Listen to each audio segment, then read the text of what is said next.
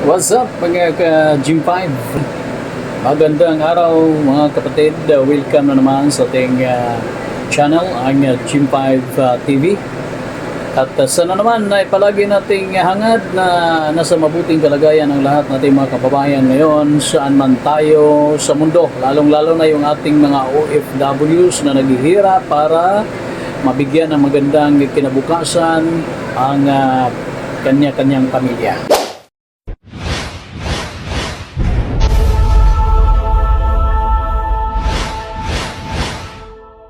Okay, so ito ngayon, no?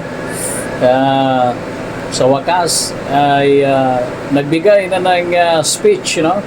Privilege speech itong si Senator Bato de la Rosa in relation, guys, International Criminal Court or ICC issue, no? Itong si Senator Bato de la Rosa ay nagpaabot na ng kanyang sahi doon sa kanyang mga kasamahan, no?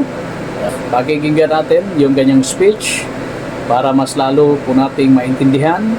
Okay guys, so ito papakik natin. Hindi lang natin maano yung video, pero yung audio ay paparinig lang po natin para sa inyo. Bato de la Rosa is recognized. Thank you, Mr. President, Majority Leader.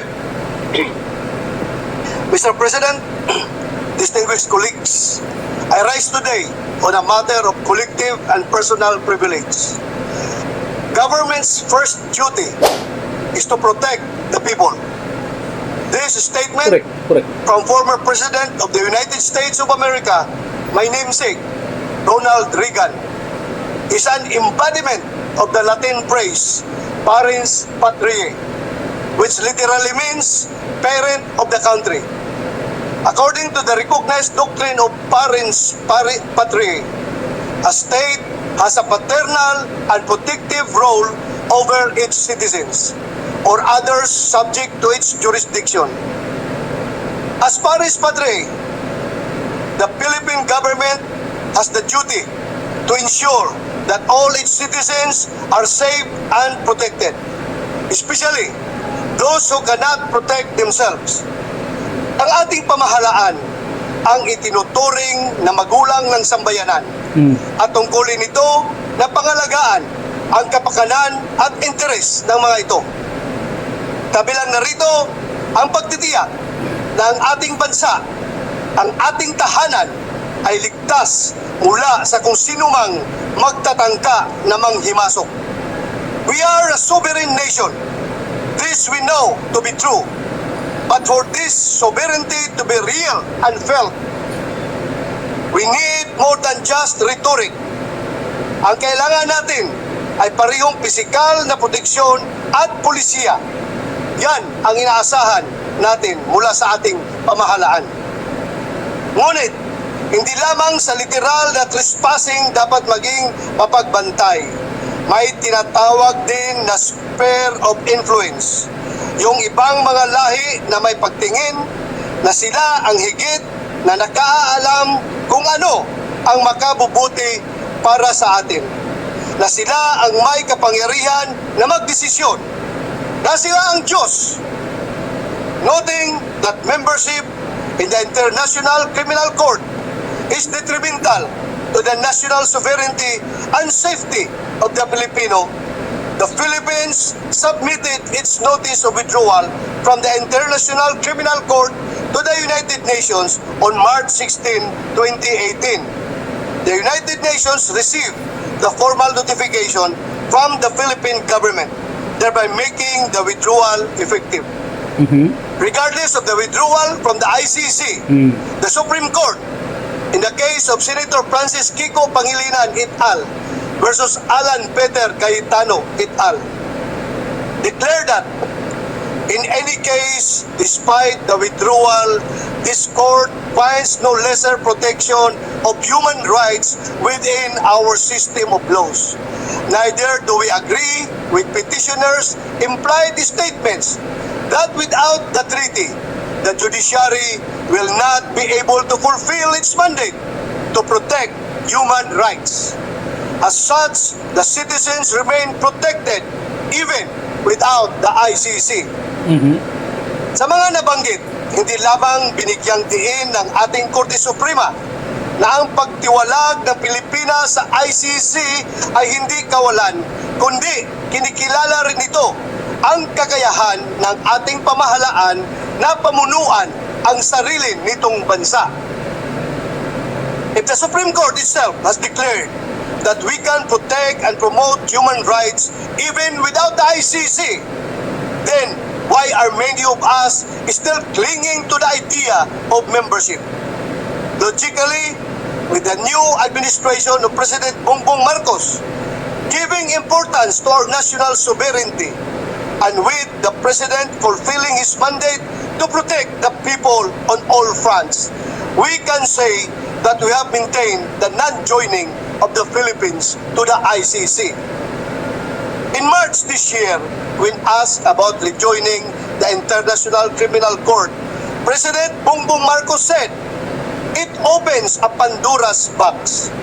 It's still those questions of jurisdiction and sovereignty. I haven't yet seen a sufficient answer for it. Until then, I do not recognize their jurisdiction in the Philippines. A month after President Marcos was asked if his administration will serve the ICC warrant of arrest if issued against former President Rodrigo Duterte, he answered, "We don't recognize the warrant that they will send to us. That's no. We are well within international law when we take the position of not recognizing the jurisdiction of ICC in the Philippines, being the chief architect of our foreign policy, maintained his position of not joining and not recognizing the jurisdiction of the ICC.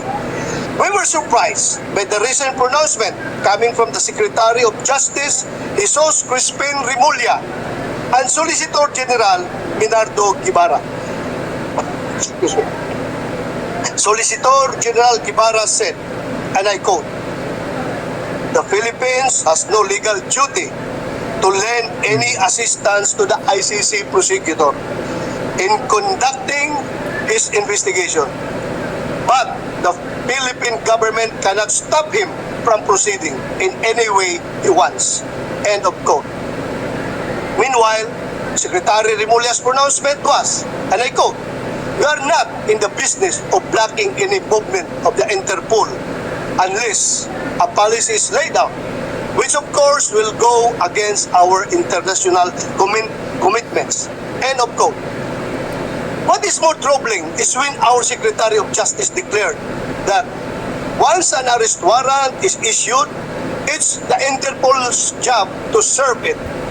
The pronouncements of those two executive officials are quite alarming.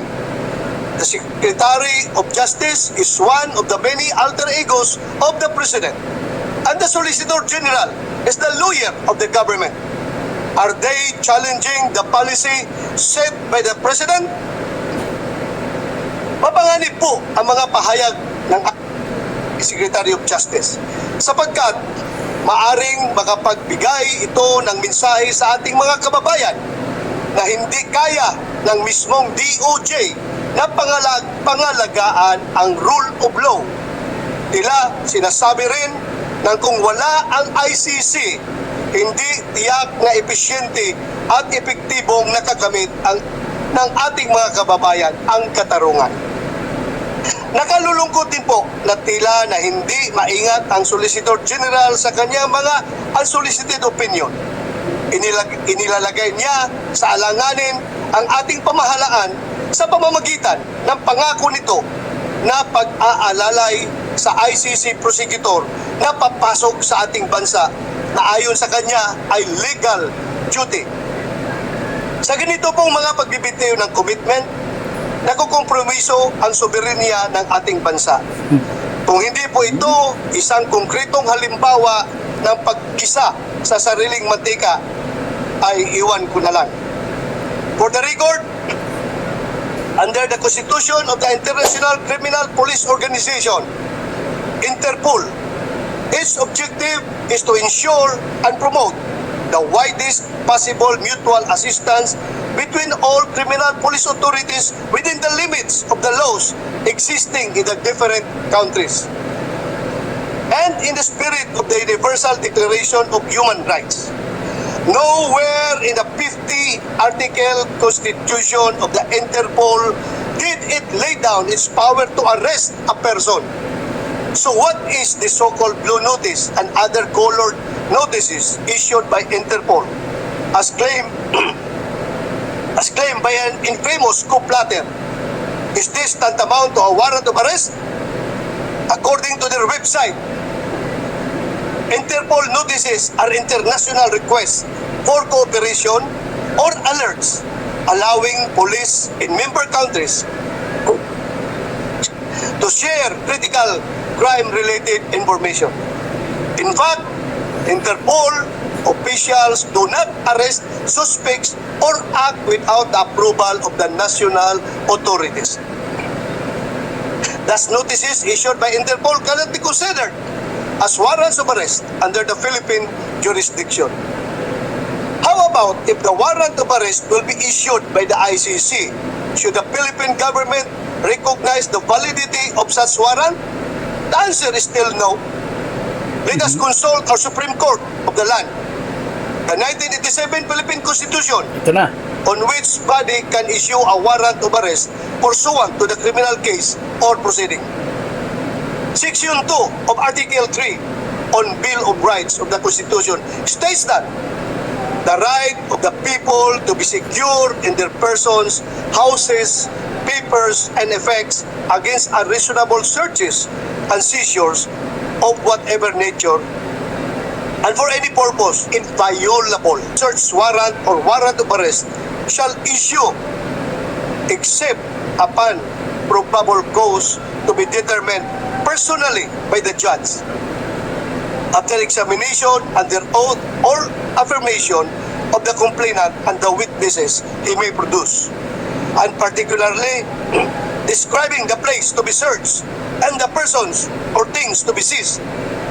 Ito pa, papakinggan natin. This provision of the Constitution is Muntik na also tayo malubat pa reflected naman. in the rules of court issued by the Supreme Court, which judicial officers must follow when dealing with criminal procedure. Since we have established that only judicial courts have the power to issue warrant of arrest in our country concerning criminal cases, what will happen now if our law enforcers will implement a warrant of arrest not issued by a Philippine court against a Filipino citizen in the country? Attorney Harry Roque recently made a public remark on this issue. According to Attorney Harry Roque, the Interpol has no manpower to effect an arrest pursuant to warrant issued by a judicial body. As such, our law enforcement officers, such as the members of the Philippine National Police and the National Bureau of Investigation, may be asked to implement the warrant of arrest issued by the ICC. But according to him, since the Philippines is no longer a member of the ICC, we are no longer bound to follow the issuance of ICC, as it has no jurisdiction over us. He further claimed that if the PNP and other law enforcers implement the warrant issued by the ICC, those who will do so may be subjected to administrative and criminal liability. Sana naman ay manaig ang tunay na katotohanan. Manaig ang batas, manaig ang karapatan ng bawat isa. Maraming salamat sa lahat. Hanggang sa muli. Sa mga di pa nakapag-subscribe sa ating channel, ang Jim5 TV, please subscribe naman po. At huwag niyo kalimutan i-click yung ating notification bell para naman ay maging updated po tayo sa mga susunod pa nating video. Maraming salamat. Mabuhay ang buong Pilipino.